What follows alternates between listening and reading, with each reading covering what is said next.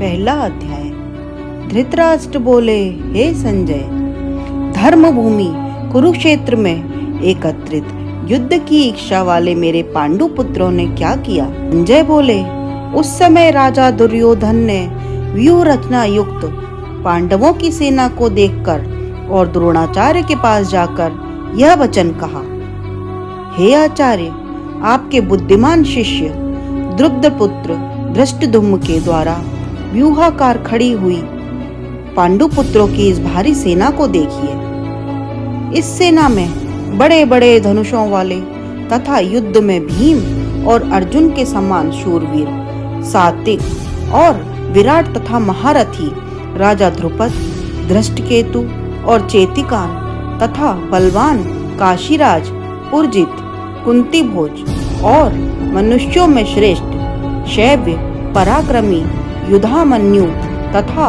बलवान उत्तम मोचा, सुभद्रा पुत्र अभिमन्यु और द्रौपदी के 5 पुत्र, ये सभी महारथी हैं। हे ब्राह्मण श्रेष्ठ, अपने पक्ष में जो भी प्रधान हैं उनको आप समझ लीजिए।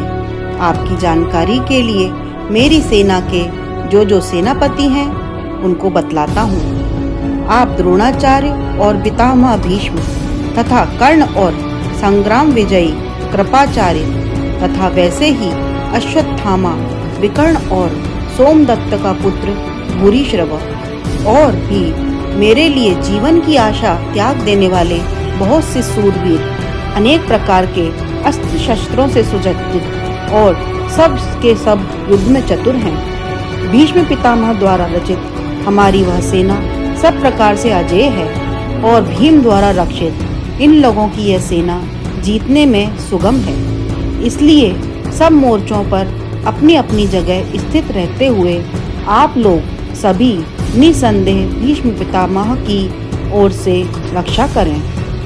कौरवों में वृद्ध बड़े प्रतापी पितामह भीष्म ने उस दुर्योधन के हृदय में हर्ष उत्पन्न करते हुए उच्च स्वर से सिंह की दहाड़ के समान गरज कर शंख बजाया। इसके पश्चात शंख और नगाड़े तथा ढोल, मृदंग और नरसिंगे आदि एक साथ बज उठे। उनका वह शब्द बड़ा भयंकर हुआ।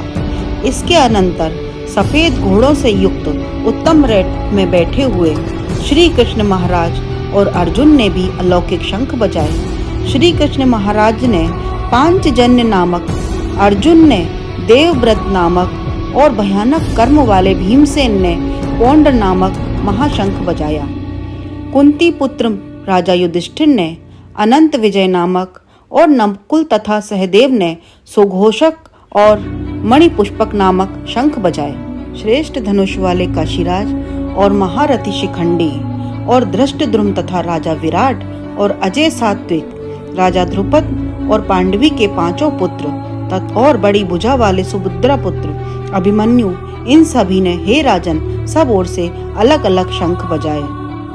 हे राजन, इसके बाद कपिध्वज अर्जुन ने मोर्चा बांधकर डटे हुए धृतराष्ट्र संबंधियों को देखकर उस शस्त्र चलाने की तैयारी के समय धनुष उठाकर ऋषिकेश श्री कृष्ण महाराज से यह वचन कहा, हे अच्युत, मेरे रथ को दोनों सेनाओं के बीच में खड़ा कीजिए और जब तक कि मैं युद्ध क्षेत्र में डटे हुए युद्ध के अभिलाषी इन विपक्षी योद्धाओं को भली प्रकार न देख लूं, इस युद्ध रूप व्यापार में मुझे किन किन के साथ युद्ध करना योग्य है तब तक उसे खड़ा रखिए। दुर्बुद्धि दुर्योधन का युद्ध में हित चाहने वाले जो ये राजा लोग इस सेना में आए हैं, इन युद्ध करने वालों को मैं देखूंगा। संजय बोले, हे धृतराष्ट्र, अर्जुन द्वारा इस प्रकार कहे हुए श्री महाराज श्री कृष्ण ने दोनों सेनाओं के बीच में भीष्म और द्रोणाचार्य के सामने तथा संपूर्ण राजाओं के सामने उत्तम रथ को खड़ा करके इस प्रकार कहा कि हे पार्थ, युद्ध के लिए जुटे हुए इन कौरवों को देख। इसके बाद प्रथापुत्र अर्जुन ने उन दोनों सेनाओं में स्थित ताऊ, चाचों को, दादों, परदादों को, गुरुओं को, मामाओं को, भाइयों को, पुत्रों को, पौत्रों को तथा मित्रों को, ससुरों को और सहृदयों को भी देखा। उन उपस्थित संपूर्ण बंधुओं को देखकर वे कुंती पुत्र अर्जुन अत्यंत करुणा से युक्त होकर शोक करते हुए यह वचन बोले। अर्जुन बोले, हे कृष्ण, युद्ध क्षेत्र में डटे हुए युद्ध की अभिलाषी इस स्वजन समुदाय को देखकर मेरे अंग अंग शिथिल हुए जा रहे हैं और मुख सूखा जा रहा है। मेरे शरीर में कंप और रोमांच हो रहा है। हाथ से गांडीव धनुष गिर रहा है और त्वचा भी बहुत जल रही है तथा मेरा मन भ्रमित हो रहा है, इसलिए मैं खड़ा रहने को भी समर्थ नहीं हूँ। हे केशव, मैं लक्षणों को भी विपरीत देख रहा हूँ तथा युद्ध में स्वजन समुदाय को मारकर कल्याण भी नहीं देखता। हे कृष्ण, मैं ना तो विजय चाहता हूँ और ना राज्य तथा सुखों को ही। हे गोविंद, हमें ऐसे राज्य से क्या प्रयोजन है अथवा ऐसे भोगों से और जीवन से भी क्या लाभ है। हमें जिनके लिए राज्य और भोग सुखादि अभीष्ट हैं, वे ही ये सब धन और जीवन की आशा को त्याग कर युद्ध में खड़े हैं। गुरुजन, ताऊ, चाचे, लड़के और उसी प्रकार दादे, मामे, ससुर, पौत्र, साले तथा और भी संबंधी लोग हैं। हे मधुसूदन, मुझे मारने पर भी अथवा तीनों लोकों के राज्य के लिए भी मैं इन सबको मारना नहीं चाहता। फिर पृथ्वी के लिए तो क्या कहना। हे जनार्दन, धृतराष्ट्र के पुत्रों को मारकर हमें क्या प्रसन्नता होगी। इन पर आतताइयों को मारकर तो हमें पाप ही लगेगा। अतएव हे माधव, अपने ही बांधव धृतराष्ट्र के पुत्रों को मारने के लिए हम योग्य नहीं हैं, क्योंकि अपने ही कुटुंब को मारकर हम कैसे सुखी होंगे।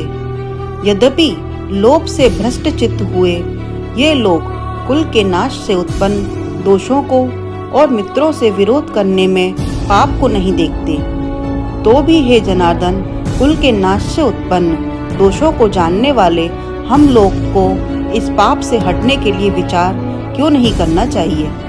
कुल के नाश से सनातन कुल धर्म नष्ट हो जाते हैं। धर्म के नाश हो जाने पर संपूर्ण कुल में भी पाप बहुत फैल जाता है। हे कृष्ण, पाप के अधिक बढ़ जाने से कुल की स्त्रियां अत्यंत दूषित हो जाती हैं और हे वार्ष्णेय, स्त्रियों के दूषित हो जाने पर वर्ण संकर उत्पन्न होता है। वर्ण संकर कुल घातियों को और कुल को नरक में ले जाने के लिए ही होता है।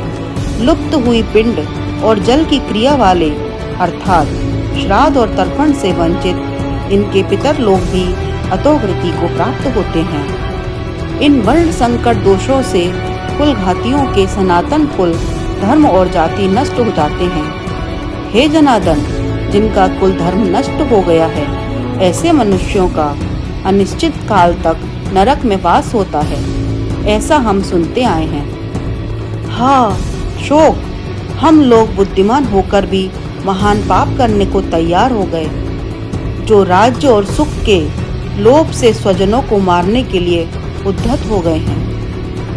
यदि मुझ शास्त्र रहित और सामना न करने वाले को शस्त्र हाथ में लिए हुए धृतराष्ट्र के पुत्र रण में मार डालें, तो वह मारना भी मेरे लिए अधिक कल्याणकारक होगा।